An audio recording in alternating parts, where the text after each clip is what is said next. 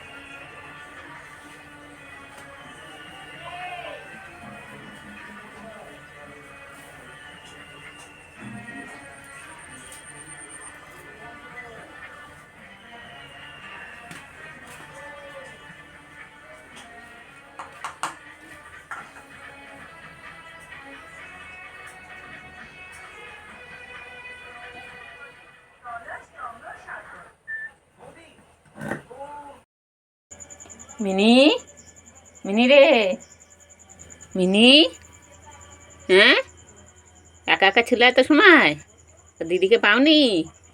হ্যাঁ, দিদির কোলটা পেয়ে উঠে পড়েছ? ও একা একা এত সময় ঘরে ছিল, যেমনি আমরা বাইরে থেকে এসছি দৌড়ে চলে এসছে।